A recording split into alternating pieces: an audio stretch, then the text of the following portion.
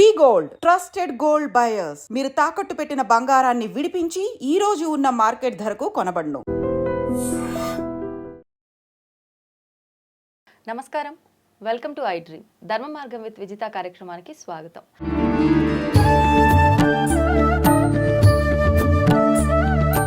ప్రస్తుతం మనతో పాటు ఉన్నారు ప్రముఖ జ్యోతిష పండితులు, ఆధ్యాత్మికవేత్త సుభాష్ శర్మ గారు. ఇప్పుడు వారితో మాట్లాడదాం. నమస్కారం గురుగారు. శ్రీమాత్రే నమః. గురుగారు, మనం ప్రస్తుతం చూస్తున్నాం ఒక వార్త. ఏంటి అంటే చిడుకూరు ప్రధాన అర్చకులు రంగరాజన్ గారి పైన దాడి జరగటం గురించి పలువురు పలు రకాలుగా మాట్లాడుతున్నారు. అసలు ఏంటి వాస్తవం, ఏంటి ఆ దాడి జరగటానికి గల రీజన్ ఏంటి, అవన్నీ కూడా తెలియజేయండి. తప్పకుండా అమ్మ. ముందుగా ప్రేక్షకులందరికీ శ్రీమాత్రే నమః, శ్రీ గురుభ్యో నమః. ఓం నమో దేవ్యై మహాదేవ్యై శివాయై సతతం నమః. నమ ప్రకృత్యై భద్రాయై నిహతాం ప్రణతాస్మిత. ఇక్కడ ఈ దాడి అనేటటువంటిది హిందువుల మీద హిందువులే చేసుకోవడం అనేటటువంటిది తీవ్రంగా ఖండించవలసినటువంటి విషయం.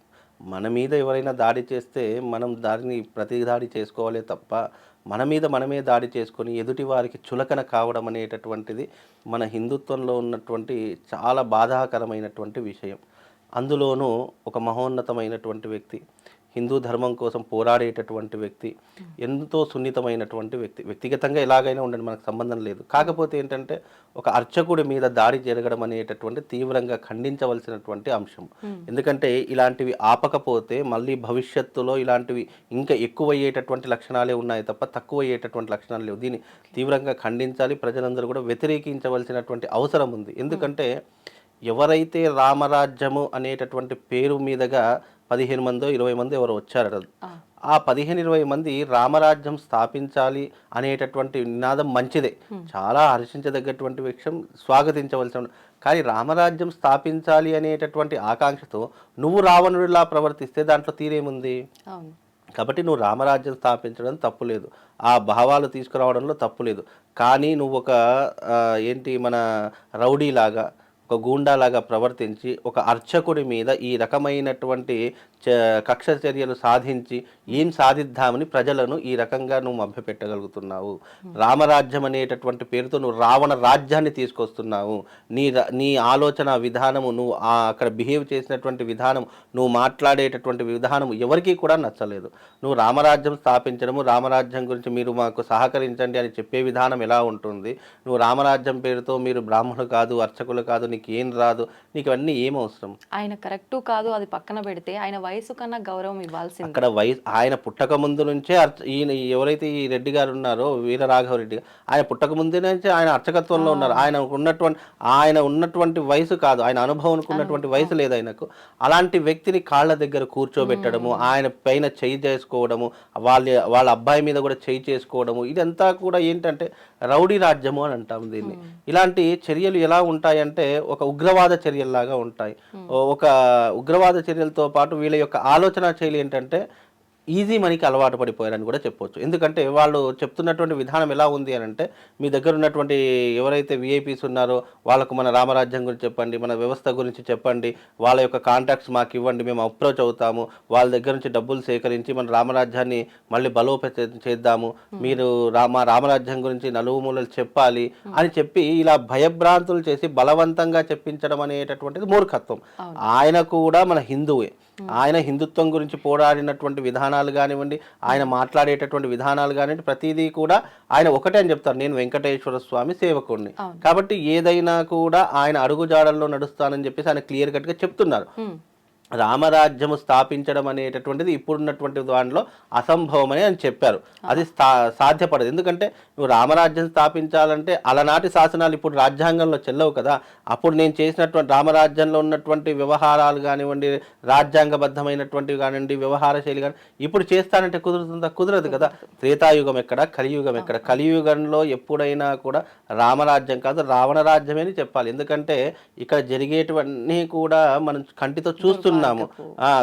దుర్మార్గపు ఆలోచనలు కానివ్వండి, ఎన్నో రకాలైనటువంటి విధానాలు కానివ్వండి, ప్రొద్దున లేస్తే గొడవలతోనే మొదలవుతుంది అంతా కూడా. అంటే ఇక్కడ కావద్దు అని కోరుకుంటాము, కానీ అయ్యే తీరుతాయి. ఎందుకంటే ఇది కలియుగము. కలి ఎప్పుడైనా మనిషి యొక్క లోభత్వాన్నే చూస్తూ ఉంటాడు. కాబట్టి ఇక్కడ రంగరాజన్ గారి పైన జరిగినటువంటి దాడి మాత్రం తీవ్రంగా ఖండించవలసినటువంటి విషయం. ఆయన ఒక అర్చకుడు, స్వామివారి యొక్క సేవ చేసుకునేటటువంటి వాడు. తిరుమల టీటీడీకి ఎంతనైతే చారిత్రకమైనటువంటి విధానాలు ఉన్నాయో, అక్కడ ఎలాంటి ఆచారాలు ఉన్నాయో అలాంటి ఆచారాలే ఇప్పుడు చిలుకూరు బాలాజీ అంటే తెలంగాణలో చిలుకూరు బాలాజీ మరో టీటీడీ అని కూడా చెప్పవచ్చు. అంటే అంత ప్రజాదరణ కలిగినటువంటి ఆలయం, ఎంతోమంది భక్తుల యొక్క రద్దీతో ఉన్నటువంటి ఆలయం, చాలామంది విశ్వసిస్తున్నటువంటి అలాంటి ఆలయ అర్చకుడి మీద ఈ రకమైనటువంటి దాడి చేయడం అనేటటువంటిది చాలా బాధాకరమైనటువంటి విషయము. ఇంకోటి ఏంటంటే అర్చకుల మీద ఈ దాడి అనేటటువంటిది తీవ్రంగా ఖండించారు. ఎందుకంటే ఇవాళ రంగరాజన్ గారి మీద జరిగింది, రేపు మరొకరి మీద జరుగుతుండొచ్చు, ఎల్లుండి ఇంకొకరి మీద జరుగుతుంది. ఇలా మన కంట్లతో చూసి ఏమీ పట్టించుకోకుండా ఉంటే ఇలాంటి దాడులు ఇంకా పెరుగుతూనే పోతాయి. ఎందుకంటే దీన్ని ఇక్కడే ఖండించాలి, ఇక్కడే దాన్ని నరికేయాలి అని చెప్పేసి మేము బలంగా కోరుకుంటున్నాం. ఇంకోటి ఏంటంటే ఇప్పుడు ఆయన పైన అంటే ఏదైనా చర్య తీసుకునేటట్టు రంగరాజన్ గారు అలాంటి అంశాలు ఏమైనా ఇక్కడ ప్రభుత్వం ఆయనకు అండగా ఉంది. చాలా ప్రముఖులు పవన్ కళ్యాణ్ గారు, రేవంత్ రెడ్డి గారు, అలాగే ఈ యొక్క ప్రముఖులు ఎమ్మెల్యేలు, ఎంపీలు చాలా మంది ఆయనకు అండగా నిలిచారు. గురువుగారు మీకు జరిగిన సంగతి మాతో పంచుకో. ఇది దాదాపు జరిగి 2 రోజుల క్రితమే జరిగింది. 2 రోజుల తర్వాత ఇది బయటకు వచ్చింది. ఆయన కూడా చెప్పుకోకపోవడానికి రీజన్ ఏంటంటే అంత పెద్ద వ్యక్తి మీద ఇలాంటి దాడి జరిగిందని తెలిస్తే ఆయన నిజంగా పరువుకి చచ్చిపోయాడండి నిజంగా. ఎందుకంటే నా మీద ఇలా దాడి జరిగింది, రేపు సామాన్యుల యొక్క పూజారుల యొక్క పరిస్థితి ఏంటి, అర్చకుల యొక్క పరిస్థితి ఏంటి అని ఆయన ఆలోచించుండొచ్చు. కాబట్టి అందుకే బయటకు రాకపోవచ్చు. కానీ ఈ సీసీ కెమెరాలు, ఈ వీడియోలు అన్ని బయట, ఈ వీడియోలు కూడా వాళ్ళే రిలీజ్ చేశారు. మళ్ళీ ఈ వీరరాఘవరెడ్డి గారు ఎవరైతే రామరాజ్యము స్థాపించినటువంటి వాళ్ళు ఎవరైతే ఉన్నారో వాళ్ళే మహిళలు బయటకు తీశారు. అసలు బయటకు తీయవలసినటువంటి పనేముంది? ఎందుకు ఈ రకమైనటువంటి మళ్ళీ దాంట్లో కొట్టినటువంటి వీడియోలు ఎక్కడ కూడా బయట పెట్టలేదు.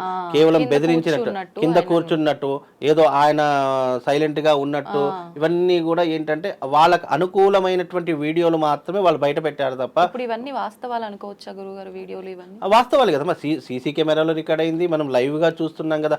ఆయన కింద కూర్చుండి ఏడుస్తున్నాడమ్మా. ఒక పూజారి, ఒక ఆలయ అర్చకుడిని ఏడిపించడం వల్ల ఎప్పుడైనా గుర్తుపెట్టుకోండి, అర్చకులను కానీ, బ్రాహ్మణులు కానీ, పురోహితులను కానీ ఎవరైతే బాధ పెట్టారో, ఎవరైతే కన్నీళ్ల పాలు చేశారో, నిజంగా ఆ భగవంతుడు మాత్రం చూస్తూ ఊరుకోవడమ్మా. తప్పకుండా వాళ్ళకి శిక్ష పడేలానే చేస్తాడు. ఇంకోటి ఏంటంటే ఆయన తప్పు అని దేన్ని అనలేదు. రామరాజ్యం స్థాపించండి, కానీ అప్పుడున్నటువంటి రాజ్యాంగం ఇప్పుడు ఉండదు కదా. ఇప్పుడు సులభం కాదు, అది స్థాపించలేం కూడా. ఎందుకు అంటే ఇప్పుడున్నటువంటి వ్యవహార శైలి కానివ్వండి, ఇప్పుడున్నటువంటి కాల పరిస్థితులు కానివ్వండి, అనేక రకాలుగా మార్పు చెందుకుంటుంది. కృతయుగం ఉన్నట్టు త్రేతాయుగం ఉండదు, త్రేతాయుగం ఉన్నట్టు ద్వాపర యుగం లేదు, ద్వాపర యుగం ఉన్నట్టు కలియుగం లేదు.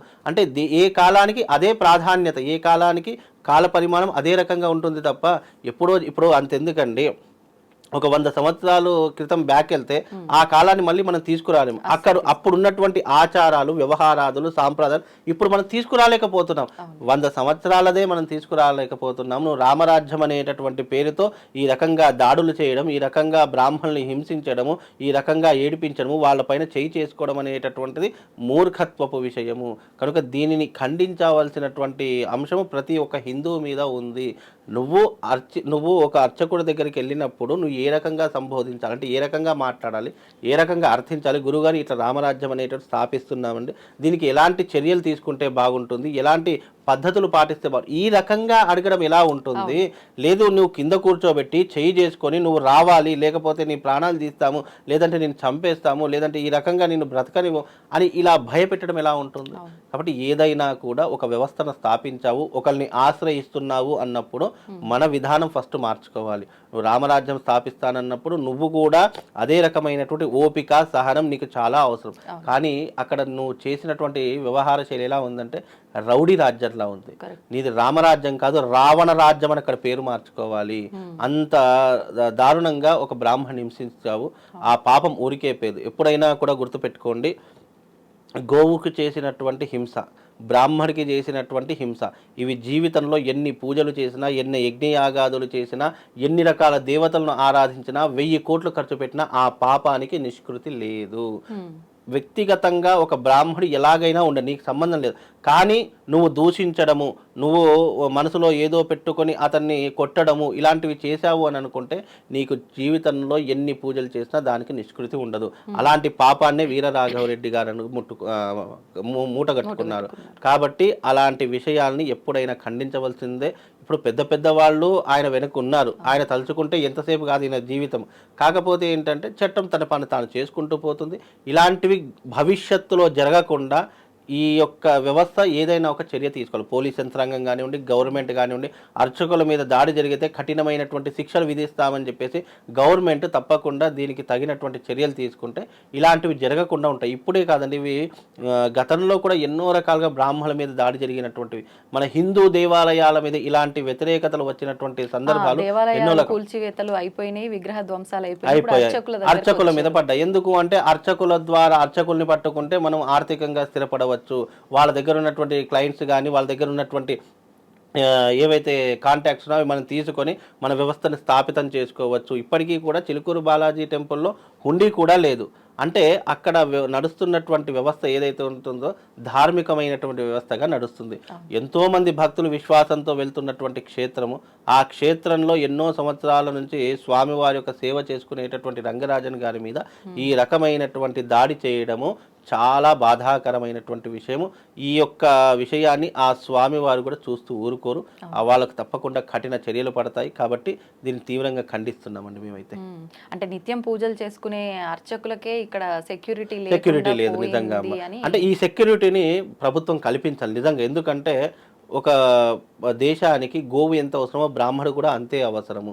అలాంటి బ్రాహ్మణుల మీద ఇలాంటి దాడులు జరుగుతున్నా ప్రభుత్వం చూస్తూ ఊరుకుంటుంది అంటే అది ప్రభుత్వం యొక్క నిర్లక్ష్యం కావచ్చు. లేదా ఇలాంటి చర్యలు మళ్ళీ భవిష్యత్తులో జరగకుండా కఠినమైనటువంటి ఒక జీవోని తీసుకురావాలి. బ్రాహ్మణుల మీద కానీ, హిందుత్వం మీద కానీ, లేదా దేవాలయాల మీద కానీ ఇలాంటి ఏదైనా చర్యలు జరిగితే వాళ్ళకి కఠినంగా శిక్షలు ఉంటాయని చెప్పేసి ప్రభుత్వం అమలు చేస్తే భయం ఉండాలి. ఎందుకంటే భయం లేకపోతే ప్రతి ఒక్క మనిషి ఇష్టం వచ్చినట్టుగా జీవిస్తాడు. ప్రతి మనిషిలో భయం ఉండాలి. దండించడం వరకే చేశారా లేదంటే కొట్టడం లాంటివి చేశారు? ఆయన చెప్తున్నారు కదా, వీడియోలో కూడా మనం చూసాం కదా, ఆయన ఆల్రెడీ కన్నుకు దెబ్బ తాకింది. అంతకు ముందే వాళ్ళ కొడుకుని ఇలా చేస్తున్నారని చెప్పేసి అడ్డుకుంటే వాళ్ళ కొడుకుని కొట్టారు. అంటే ఈ రకంగా కొట్టి హింసించి వాళ్ళ కాళ్ళ దగ్గర మళ్ళీ వాళ్ళ ఇంట్లో వాళ్ళ కాళ్ళకు చూసి అన్ని షూస్, చెప్పులు అవన్నీ వాళ్ళ ఇంట్లో సాలగ్రామాలు ఉంటాయి, దేవతా అర్చనలు ఉంటాయి. ఒక బ్రాహ్మణ ఇంట్లోకి వెళ్ళినప్పుడు ఎలా ఉంటుంది, ఒక మన ఇంటికి ఎవరైనా అతిథి వస్తేనే బయట చెప్పులు వదిలేసి వస్తారు. వీళ్ళు రౌడీలాగా దౌర్జన్యం, వాళ్ళ డ్రెస్ కోడ్ కూడా ఈ బందిపోట్లు, నక్సలైట్లు ఉంటాయి ఆ రకమైనటువంటి వ్యవహార శైలిలో ఉంది. నిజంగా కాషాయ రంగం టవలు, బ్లాక్ కలర్ డ్రెస్ ఏదో వేసుకున్నారు. అంటే వీళ్ళ యొక్క తీరు ఎలా ఉంటుంది అంటే గనక మూర్ఖత్వం అయినటువంటి ట్రీట్మెంటు. అలాగే ఒక వ్యక్తితో ఎలా మాట్లాడాలో వీళ్ళకి అర్థం కాదు. వీళ్ళు రామరాజ్యం స్థాపిస్తారని చెప్పేసి విర్రవీగుతున్నారు. వీళ్ళది రామరాజ్యం కాదు, రావణ రాజ్యం అని చెప్పుకోవాలి. రంగరాజన్ గారి మీద జరిగినటువంటి దాన్ని తీవ్రంగా నేనే కాదు బ్రాహ్మణ సోదరులందరూ కూడా వ్యతిరేకిస్తూ ఇలాంటి చర్యలకు పాల్పడితే వాళ్ళకు ఎలాంటి కఠినమైనటువంటి శిక్షలు ఉంటాయో వీళ్ళని చూసి ప్రతి ఒక్కరు బుద్ధి తెచ్చుకోవాలి. మన దాంట్లో మనకు ఐక్యత అనేటటువంటిది పరిపూర్ణంగా ఉండాలి. మన మీద ఎవరైనా దాడి చేస్తే వాళ్ళని ఎదుర్కొనేటటువంటి పరిస్థితులు మనకు ఉండాలి తప్ప మన హిందుత్వం మీద హిందువులే దాడి చేశారనుకోండి మనం చులకనైపోతాం, హిందుత్వమే చులకనైపోతుంది. కాబట్టి భవిష్యత్తులో ఇలాంటివి జరగకుండా ప్రభుత్వం కఠినమైనటువంటి చర్యలు తీసుకోవాలని మనస్ఫూర్తిగా మీ మీడియా ముఖం ద్వారా తెలియజేస్తున్నాను. వాస్తవం మీరు చెప్పింది. ఇలాంటివి ఖండించకపోతే ముందు ముందు ఇంకా ఎక్కువగా చూడాల్సి వస్తుంది. ధన్యవాదాలు గురుగారు. శ్రీమాత.